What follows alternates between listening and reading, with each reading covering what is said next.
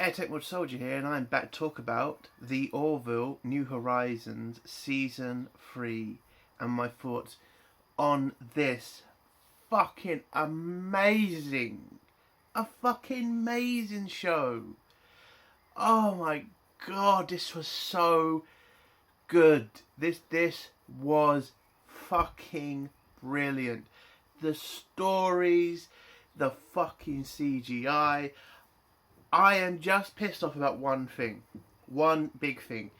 And that is Seth MacFarlane. Why the fuck did you make us wait for this? We got 2 fucking seasons of Discovery in the fucking pandemic. That load of shit kept going and you kept this on hold? The fuck? I am just pissed off about that. We got 2 seasons of Discovery. That load of shit. And one episode of the Orville. Just this, oh Jesus, it is so fucking good. It feels like Star Trek. It fucking acts like Star Trek. My god, this is Star Trek now. Everything was just amazing. I loved the story with Isaac. I loved oh god, I love the new character. I mean, Burke, she's, again, I don't know how a lot of other people are going to feel about her, but I love the character. She's amazing. It's just, I wanted it to go on, okay? This didn't feel long. It felt just right. Everything just felt great. I'm just so surprised. I really am. Well, I'm not so surprised. It's just, I just watched Star Trek Strange New Worlds and it was boring and shit. And just watching this, again, it's been a long time since I've watched a sci-fi show and just loved every fucking minute of it. The CGI in this show, fucking brilliant. I love the Orville. It is such a good looking ship. I mean, and I love the new shuttles that they have introduced in the show. I'm going to miss the old ones, but these ones look better. And the cast are fantastic. You know, Seth MacFarlane, he is a great actor. And you can tell he loves what he does. You know, he loves this stuff. He's a Star Trek fan and you see it in this show. Kelly's great. Fucking Gordon. Everybody. And it pisses me off that we've had to wait this long and that the time that the Orville has taken off is going to hurt it, unfortunately, because it's been 2 years since the last season and that can destroy a franchise. Unfortunately, we had to come to terms with that. And again, pissed off that we got more Discovery and we didn't get more of this. I hope this show keeps going. It looks amazing. It feels amazing to watch. It doesn't piss me off. It makes me want to watch more. Like, I'm excited for this show. I want to see him keep going. I have all the faith in the world in Seth MacFarlane. I know he's crazy left. I know that. But it seems like he can, you know, detach himself when he's writing his, you know, shows. He doesn't bring all that shit in. I know he does little bits, but he doesn't let it overtake the show. He still puts the show first, and all the credit to Seth MacFarlane. This, it was so good to watch. I want to go into spoilers now, but if I'm going to give this out of 10, I'm going to give it a 10 out of 10. There is nothing wrong with this episode. Nothing. It was just fun to watch, and oh god, if you haven't watched this episode, if you haven't watched the Orville, fucking watch it. If you're a Star Trek fan, I know I have a lot of Star Trek fans that watch me, watch the Orville. If you haven't, watch it. It is everything you've wanted, that you should be getting from Star Trek, but you don't anymore. This is a fantastic show. Alright, I'm going to go to spoilers now. So in 3, 2, 1. Again, if you haven't watched the episode, watch it. Don't listen to me.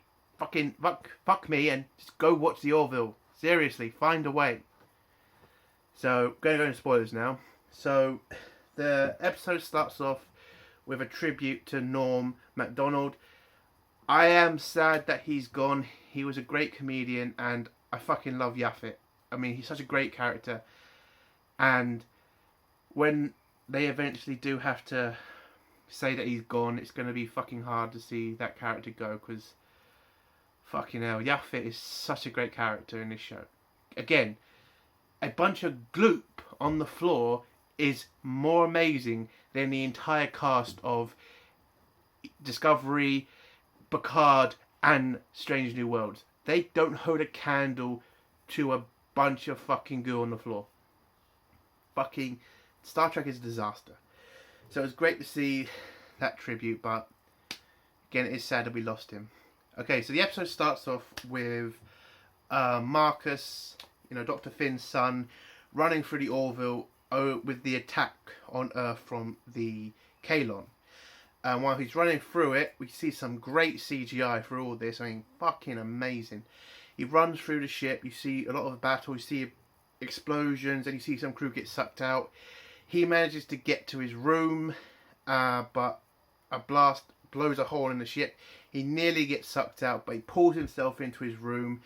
He gets to his room, to his brother Ty, and then Isaac comes into the room, and then Isaac suddenly just jumps at them with a mouth, like a scary mouth. It turns out it's a dream, and Marcus is getting PTSD. Well, he's getting PTSD dreams. The next scene is we go to Isaac, who is in a lab where he's scanning the quantum drive, because the Orville is at Earth space docks going for a refit, because after the battle it needed repairs, and now they're pretty much upgrading the Orville systems. So Isaac gets interrupted by John Lamar, who comes in and tells him that they're going to shut down the the lab to fix it. And so Isaac heads down to the mess hall, where he tries to sit with some crewmen, but the crewmen just leave him, because again, there's a lot of hatred towards Isaac and his people after the attack on Earth, which is very understandable. But Burke, who was one of the crewmen who left, comes back. Now, this is us being introduced to this character. Now, if this was a Star Trek, Kurtzman Trek, it would literally be a shit scene. But with Seth MacFarlane, you get Burke's point, because she starts to talk to Isaac and explains to him that the crew hate him. And it's kind of like it is such a harsh scene. It's so harsh on Isaac, but you understand the hatred towards him. But I like Isaac, and unfortunately I agree with Burke on some of this. Like, if I had lost my friends, my family from Isaac, I'd probably want to kill him. So Burke tells Isaac the story about how she survived her last ship. I didn't catch the name, unfortunately. Should do better next time. She tells him that her and another crewman had to run to an escape pod, but when they got to the escape pod, they couldn't launch it by a computer. It had to be manually released. Burke tried to do it herself and let the other crewman survive, but the other crewman took charge and told Burke to stay on the escape pod while she released the escape pod by hand. And I love this scene because you can tell why Burke hates him. And it's such an amazing scene between Burke and Isaac. And she pretty much tells him that she blames him for her death, or his people, and that she tells him that the whole crew hate him and wish he wasn't activated. She then walks out of the mess hall where Teller kind of sees what's happened, and then we get to the credit scene. And I love the credit scene. I think it's amazing. I love the Orville music. It was great. Oh, we didn't get there. We had to go to Isaac, then heads back to the laboratory where murderer is written on the wall. And then we get to the song and the music stuff. The next scene is the captain, Kelly, and Teller talking about who's written murder on the wall. And Teller kind of doesn't... she doesn't know who's done it, and they've covered their tracks pretty well, because you can't just grab a bunch of paint off the floor and just start painting. You have to use a replicator, and you have to have certain clearances to use replicator, and somebody's pretty much covered their tracks pretty well. The next scene is the Orville. Pretty much Tyler tells the captain that the crew... she tells... She tells Mercer about the incident in the mess hall, and, Mercer's kind of shocked that it's happened. Well, he's not that shocked. He is kind of like, we knew this was going to happen, but he's just kind of like, this is really how humans work now, because they've evolved. They shouldn't be this angry, or at least that's what he thinks. That's what should have happened. So Kelly tells him the crewman who did it, which was Burke, and Burke gets ordered to the captain's quarters. Or the captain's office, sorry. Where Burke pretty much explains to the captain, she hates Isaac and she's not going to apologise. And yes, the crew are not happy that Isaac has been reactivated and been allowed to stay on the Orville. She then leaves the captain's office, and Kelly and Mercer pretty much have to figure out how do they sort this out, because it's pretty bad. Because having most of the crew wanting to have to kill one of the crew members is pretty bad for a whole ship. We're then introduced to the fighter. I didn't catch the fighter's name, but it's one of the fighters in the battle with the Kalon. The Orville is now being given one, and Gordon's piloting it. I love the design of it. It's very interesting. I love the fact it has the same engine layout as the Orville. It's a great fighter, and Gordon brings it in. And Burke's there as well. They start having a discussion about the fighter, but when Gordon says Isaac has to do a manual check of it, Burke pretty much says you shouldn't really let him near it, because how can we trust him? And then Gordon says something interesting, like, he also hates Isaac too, which is surprising. I mean, he knows Isaac, he knows what he's done, but again, you can see it from his point of view. And it's kind of a very interesting scene. I thought this was Gordon going undercover to try to find out who written murderer on the wall, and turns out that's not true. Gordon actually might hate Isaac, which is very shocking, because again, Gordon's normally the fun guy on the show. Don't really do the whole serious side with him, but I loved it. The next scene is Dr. Finn and Ty going to check up on Isaac and seeing if he's okay, because the crew hate him, and they're worried about him. So Ty's pretty much sees him as a father figure. Again, I love that about Isaac and Ty's relationship. But Isaac pretty much just says, I can't really feel emotion, so I don't really care what the crew think. But he's loving the fact he's learning about human hatred, which is kind of understandable, So Dr. Finn and Ty leave him alone.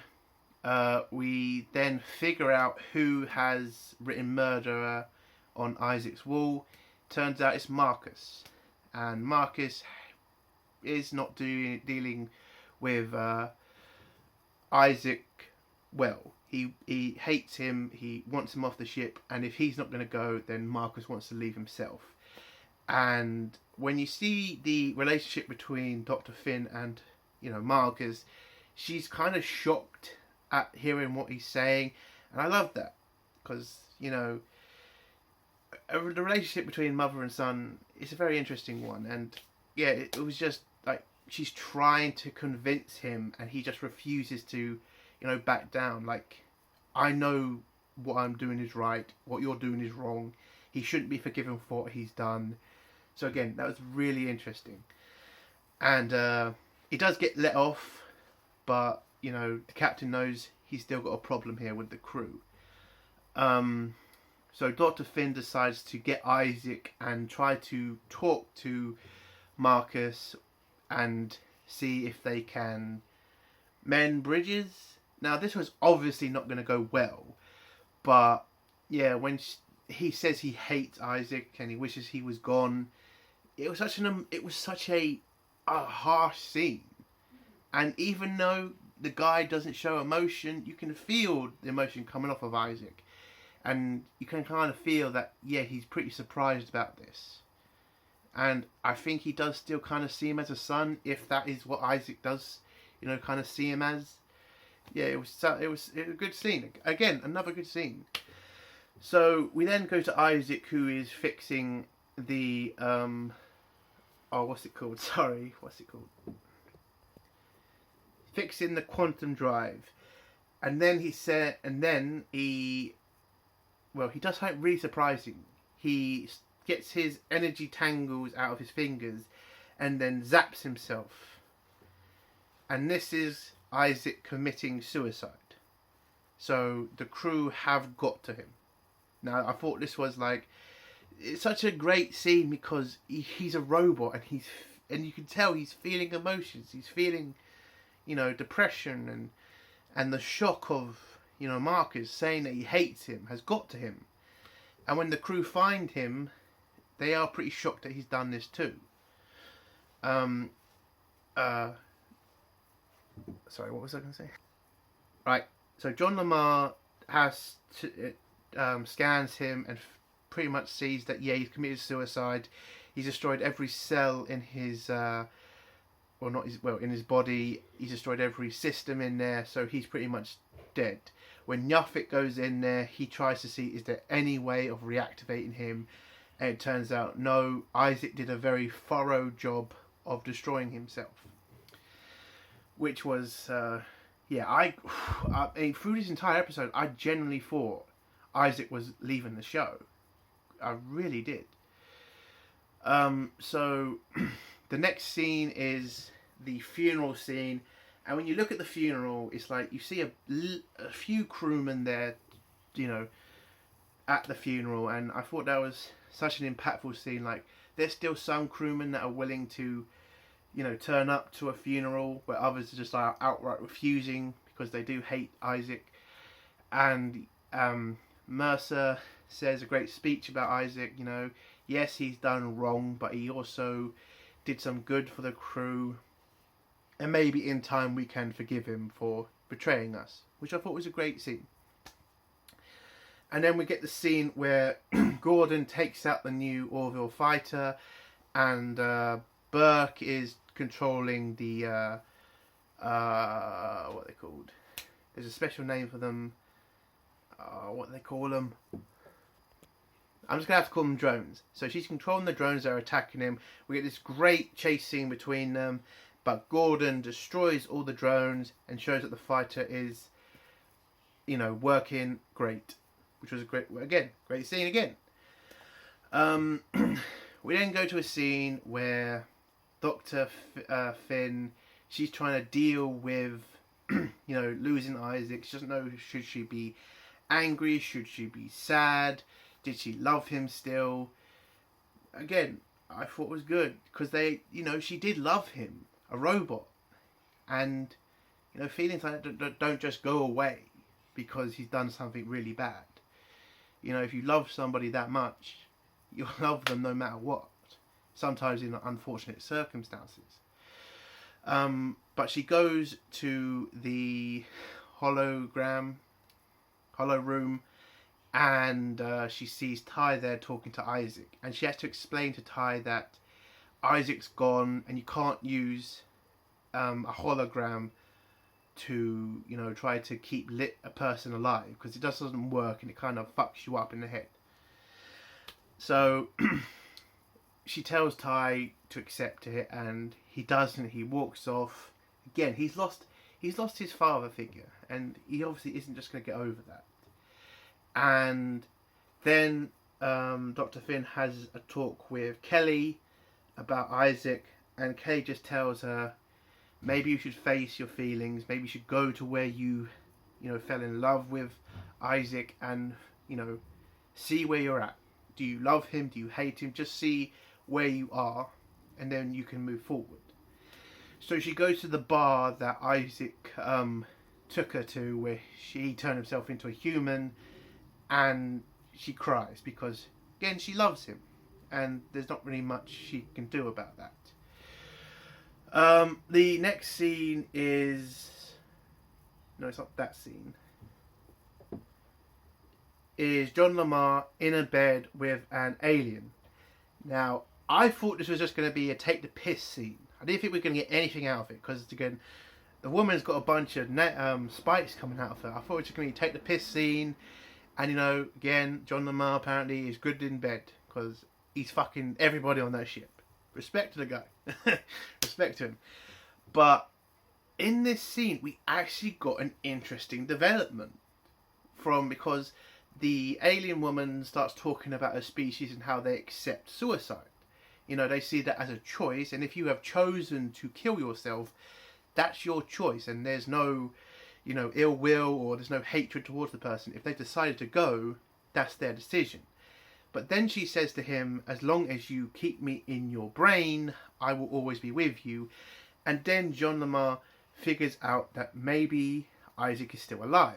So he runs down to engineering, where Isaac's body is, and and opens up his head and finds this circle thing in it.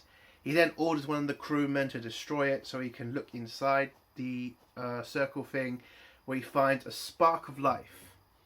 And apparently this is a backup to if a Kaylon is destroyed. They don't know who's created it. Was it the Kaylon, or was it the species that created the Kaylon? Now I hope we see the species that created the Kaylon, because it'd be very interesting to see their side of the story. But, you know, in the future, hopefully. Anyway, so John Lamar explains how he figured this out by, you know, how some internet people used to put in backdoors into certain computers so they could access it on their own. And that's how he's figured out Isaac has a backup. And he says they've only got a limited time before they can fix Isaac back. I mean, bring back Isaac. And the only crewman who can do this operation is, unfortunately, Burke. And when Mercer goes to talk to Burke about trying to help him reactivate Isaac, we get this fantastic scene between them both, where, you know, Burke says that she's not going to help him. He's killed so many people. Will bringing him back bring anybody that he's killed back? And you had this great moment where Mercer says, you don't have a monopoly on death. I lost people in the battle too, but I've forgiven Isaac, and we need to move on. Isaac is a advantage over the Kaylon that we need. But Burke still says that she's not going to help him. And when Mercer says, so you're refusing to help a crewman? And she says, any other crewman I would help, not him. And I respect her for that. The Orville then is released from space dock, where they go out to New Horizons to continue their mission. When they go when they leave the solar system, after the meeting between Mercer and Burke, they are attacked by a Kaylon ship. Now I laughed when I saw this, because obviously this is a bad situation, because is Burke going to help now if the Kaylon are attacking? I mean, man, great fucking scene, and great time to have a Kaylon fight. I mean, fucking amazing.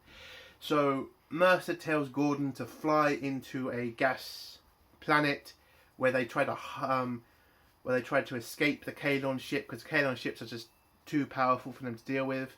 So they go down to the planet, but the Kanon don't follow them because they pretty much just want the Orville to blow up on its own. Why waste your ship if their ship's going to commit suicide? So Captain Mercer decides to trick them by putting all the missiles on the Orville in one shuttle pod and throwing it outside and then targeting it and blowing it up. And this manages to fool the Kanon that the Orville had exploded, and they leave the solar system. And then the Orville heads off away from the Kanon as fast as they can.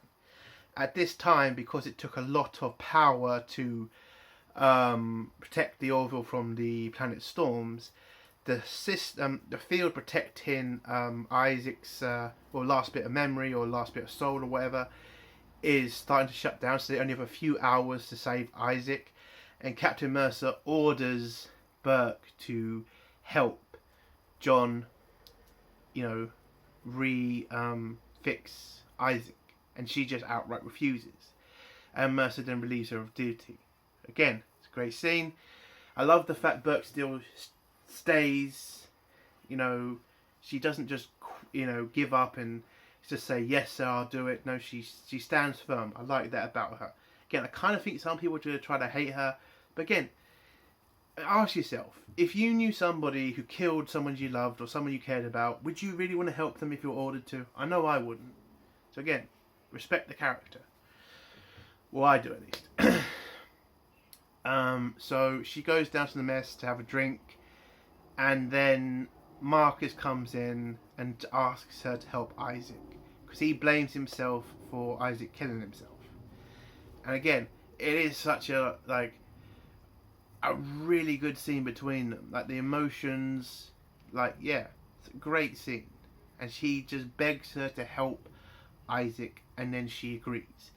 So she helps John reactivate Isaac, and Isaac is then back, which I'm so happy about.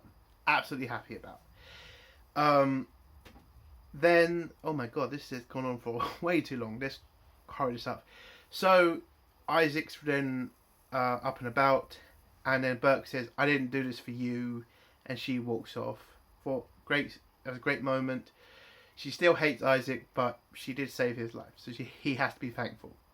So Dr. Finn and Isaac start to have a conversation about why did Isaac kill himself.